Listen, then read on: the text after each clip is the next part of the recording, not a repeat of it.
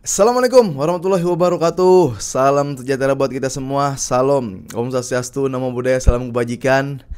Balik lagi di channel YouTube Afif Safi, pakar bola, mengomentari sepak bola dengan rasa deg-degan, dengan penuh ketegangan, dan dengan penuh rasa emosional. Seperti kita melihat dan menyaksikan pertandingan Barcelona yang berhadapan dengan Celta Vigo. Ya guys, hari ini gue bakal bahas, mau review keseruan dan hal-hal yang terjadi secara dramatis di match Barcelona Celta Vigo guys. Ya jujur ini pas banget jam 12 dan gue baru selesai nonton karena emosinya masih dapet. Karena perasaan ini masih nempel di pikiran, di badan, di darah, di denyut nadi. Maka langsung gue bikin. Ya, jadi mungkin yang lebih detailnya lagi mungkin di next episode. Tapi kali ini gue mau share apa yang gue rasain. Mungkin kalian juga ngerasain. Ya, terutama fans Barcelona. Buat fans Celta Vigo, mohon maaf, kalian kalah. Buat fans yang baru ngefans sama Celta Vigo gara-gara pengen jatuhin Barcelona, mohon maaf juga, kalian kalah. Buat orang yang tiba-tiba ngefans sama Celta Vigo tapi bukan karena beneran cinta Celta Vigo, mohon maaf, kalian kalah. Ya, ada kan? Ada gak fans ya tiba-tiba fans Celta Vigo pengen Barcelona kalah, ada kan? Gua ngerasa nonton match tersebut itu ikut main, guys. Ya. Barcelona menang 4-3, lu bayangin. Ferran Torres golin 1-0. Striker Celta Vigo golin 1-1. 2-1 babak kedua. 3-1. Hat-trick dia. Ya. Tiba-tiba Olmo masuk, Olmo cetak gol, Rapinya cetak gol, 3-3. Akhirnya penalti, remontada terjadi. Ya, the real remontada ada di YouTube Barcelona. Kalau kata orang-orang TikTok, kalau kata orang-orang YouTube. Bentar guys. Jujur gue masih emosional, gue masih deg-degan nontonnya. Karena apa, sekarang Barcelona tiap match ini final. Lu gak bisa imbang, lu gak bisa kalah.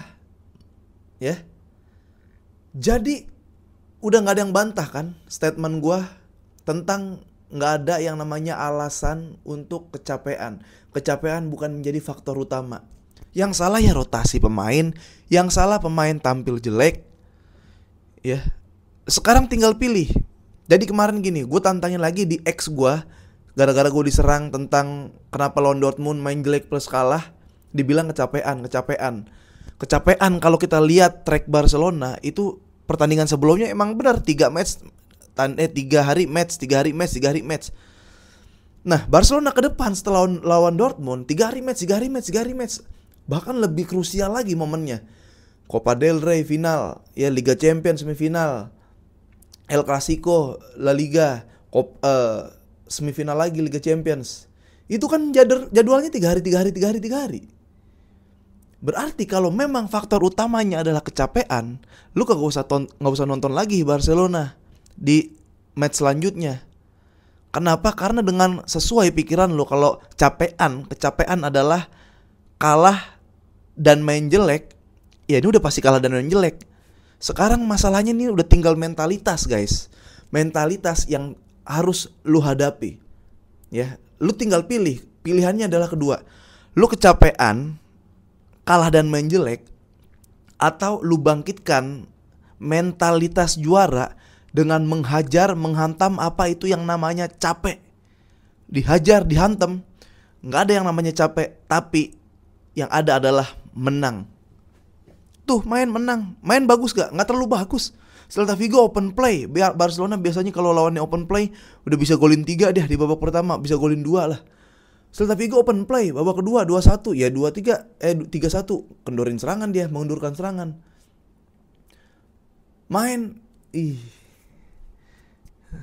Kita lu guys, masih deg-degan gue guys ya. Gue sampai lupa nyuruh absen ini. Oke, singkat aja lah. 4-2-3-1 ya. Ternyata gak winning team. Ferran Lewa main barengan. Di tengah di tengah si Fermin, sebelah kanan Rapinya, bukan Lamine Yamal. Itu pergantiannya tuh. Ya, tengah Pedri de Jong. Lalu Konde kanan, tengah 2 Cubarsí Inigo, kiri Gerard Martin, yang kuring mainnya menurut gua kiper Wojciech Szczęsny. Lu lihat, pertama bisa golin Barcelona. Kenapa? Karena udah masuk shape ke depan. Barcelona punya otomatis untuk melakukan membuat peluang dengan cara melewati garis tengah. Bisa dia. Ya, garis tengah bisa masuk ke dalam. Setelah itu shoot dari luar kotak penalti dilakukan Ferran Torres, bisa gol, berhasil. Setelah itu bingung lagi Barcelona, 1-1, 2-1, 3-1. Sampai gue pas udah 1-1 babak pertama, gue udah bilang, enggak, Barcelona emang babak pertama udah kayak gini nih kemampuannya nih. Tapi kita lihat adjustment apa yang dilakukan Hansi Flick di babak kedua. Masukin Dani Olmo. Ya, replace-nya bagus banget. Olmo tuh ganti si Fermin. Ya, Olmo ganti Fermin. Lalu siapa lagi masuk itu? Olmo dulu. Jadi ya lu ingetin gue lah kalau gue salah lah. Yang jelas impact yang sangat luar biasa ketika Olmo masuk. Olmo masuk langsung 1 gol, ya, terus dia buat penalti. Tuh impact. Tuh pemain yang gue bilang kalau di momen krusial semakin rumit pertandingan, kita butuh pemain-pemain yang punya pikiran, yang punya keputusan yang sekelas Dani Olmo. Jujur gue kaget Lewandowski cedera digantinya Gavi, gue kaget. Walaupun Pau Victor tetap masuk, Eric Garcia tetap masuk, tapi ya deg-degan lah. Nah, pertanyaannya gitu kan, sekarang lu fightnya mau semana nih? Kalau masalah kualitas Barcelona, jangankan gua lah, lu tanya fans-fans lain selain fans Barcelona, fans MU lu tanya, fans Liverpool, yang fans-fans yang dewasa-dewasa lu tanya, gimana Barcelona sekarang? Ya keren. Secara kualitas gak perlu diragukan. Kita bisa menang main indah. Di lini depan kita paling tajam. 82 gol lebih berarti tuh, karena mereka udah pada golin lagi dan assist lagi. Nah, apalagi yang dibutuhkan Barcelona? Ya menang. Kualitas ditunjukin udah. Lalu apa? Menang. Nah, lu tinggal pilih. Lu mau pilih kecapean, terus main kalah dan jelek, kata yang nyerang-nyerang gua di X, atau lu mau pilih fight terus, anggap setiap match adalah final, minimalisir kesalahan, efektif di lini depan. Udah, itu. Lu mau pilih yang mana? Konde udah ada di jalur fight sampai match terakhir.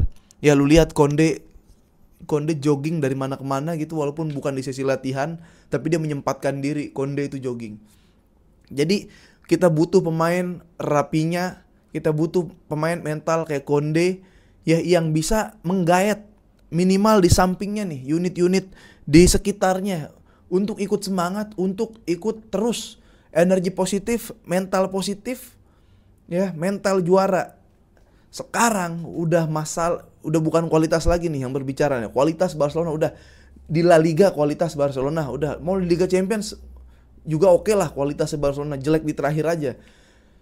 Sekarang yang bicara tentang mentalitas, bisa gak mentalnya kayak Olmo pemain nih? Bisa gak mentalnya kayak Konde pemain nih? Bisa gak kayak Rapinya? Ya kayak Pedri 90 menit lari-larian, bisa gak kayak gitu? Itu. Ya kalau kita udah dapet yang namanya mentalitas, syukur-syukur kita punya keberuntungan, faktor luck itu. Tuh juara, lu mau pilih mana? Lu mau pilih kecapean bang? Nggak. Oke, semua manusia pasti capek. Pemain bola pasti capek, profesional pasti capek, yang sering latihan aja pasti capek. Tapi apa yang dilakukan kalau lagi pada capek? Winning team rotasinya. Tadi tuh gue deg-degan. Kita kan juga semua sepakat bahwa jangan mainin Robert Lewandowski sama Ferran Torres berbarengan. Alhasil gue juga kaget. Walaupun gue sangat setuju bahwa Lamine Yamal yang dicadangin, tapi kalau Rapinya ditaruh di situ ya gak apa-apa.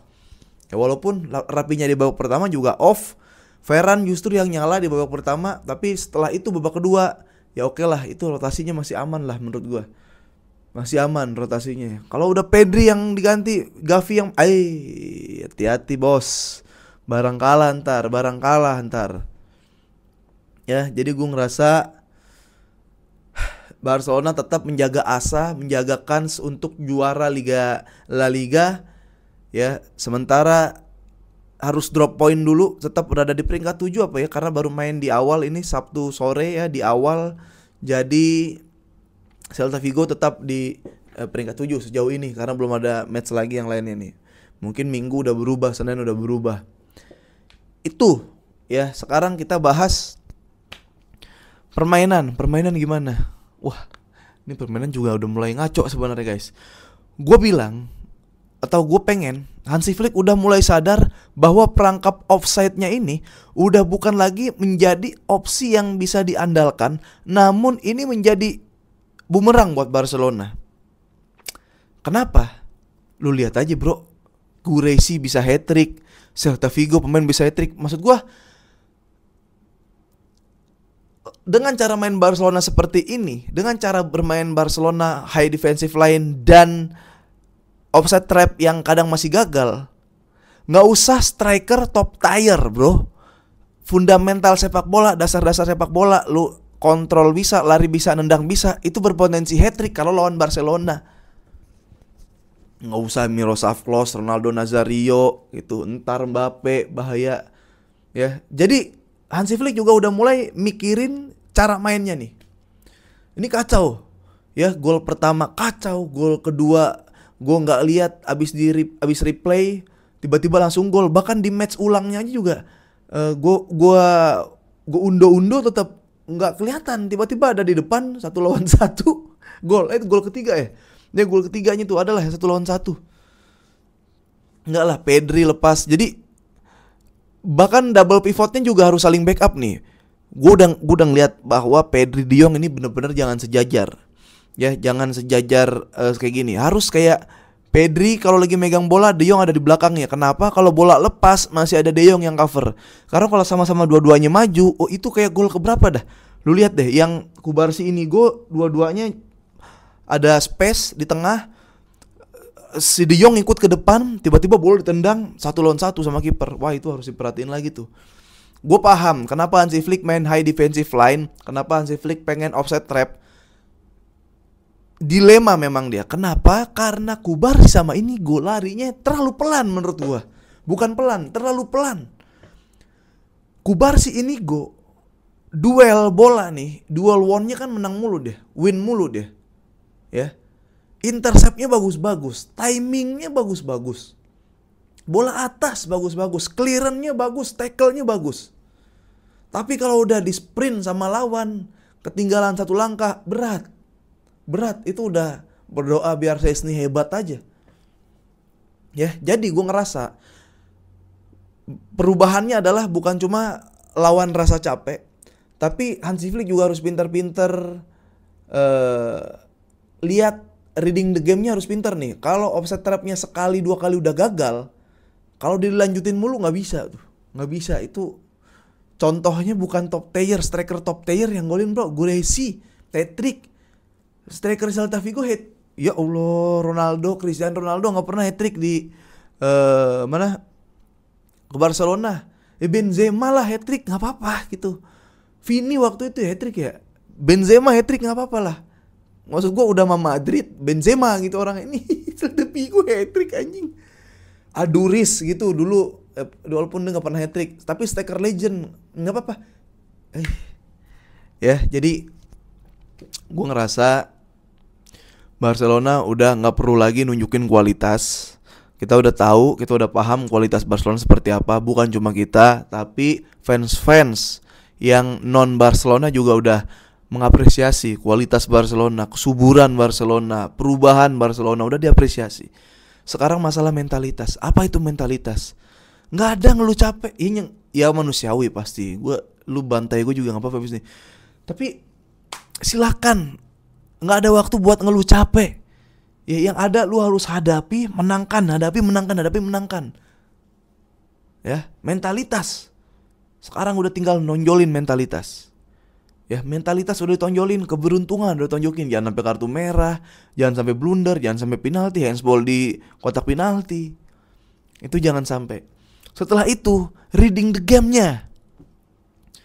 Ya, harus paham nih, baca situasi. Kalau lu udah sekali 2 kali keserang dengan pola yang sama, berarti sistemnya salah. Berarti deg-degan dong lu harusnya kalau lepas bola. Pedri lepas bola bahayanya seperti apa, langsung gol, langsung dapat peluang. Ya, pinter-pinter. Harus nggak bisa tuh, offside trap tuh udah. Gue nggak bilang usang, sewaktu-waktu tetap bisa digunakan. Tapi kalau ketemu musuh yang udah tahu gimana cara handle offside trap, pikir-pikir lagi. Ya, lu ketinggalan selangkah, Kubarsi nggak bisa ngejar bos. Ketinggalan selangkah, ini gue nggak bisa ngejar. Kecuali lu main dulu kayak City gitu. Fernandinho ditaruh di libero, atau Walker yang tiba-tiba jadi libero. Ya, atau kayak Brazil zaman dulu lagi nyerang, Cafu di tengah. Jadi ketika counter kenceng gitu. Dulu masih punya Balde gitu. Balde pas lagi corner, Balde nggak ke pinggir kan, dia nggak nge-wide, dia nggak ke final third, enggak, tapi dia jaga tengah buat counter attack lawan. Ini kan nggak ada. Kubarsi lari ame Inigo, dua-duanya kalah tuh. Jadi hati-hati, kelemahan back kita ada, yaitu speed, eksplosivitas. Lawan kalau eksplosivitas selagi 1 lawan 1, one on one masih bisa kerebut. Tapi kalau udah posisi badan lawan menguntungkan, kalau udah selangkah lebih di depan back kita, wah udah, Szczęsny tolong kami, Szczęsny keluarkan asap-asap goibmu Szczęsny. Szczęsny ya kebobolan 3, ya mungkin gak sebagus sebelumnya, cuma save-nya juga banyak, double save ada. Banyak lah Szczęsny, gue gak ngalahin Szczęsny gimana kok. Gol pertama sih emang agak sedikit kurang maju ya, cuma ya bolanya bagus juga. Siapa umpannya tuh. Udah sih seperti itu aja. Dan gue happy gue nonton. Capek, gue masih capek. Pilek, gue sampai pilek gila nonton bola. Udah gitu aja, kita ketemu lagi. Kalau kalian mau nambahin ada yang kurang-kurang, karena gue bakal bahas lagi di episode selanjutnya. Kalau kalian ada nambahin, ada gue yang kurang tadi atau gak setuju, silakan di komen. Terima kasih yang udah selalu support channel YouTube Alif Safi Pakar Bola. Nonton La Masia, nonton Bandidos. Silakan kalian pilih kesukaan kalian yang mana. Ya, tapi jangan serang personal menurut gue, karena dia gak nyerang personal lu. Dan silakan demokratis ya. Lu mau nge-head, bantai argumen opininya, lu bantai aja gak apa-apa. Oke? Kalau gue kayak gitu, selamat weekend, happy holiday, stay healthy, vamos.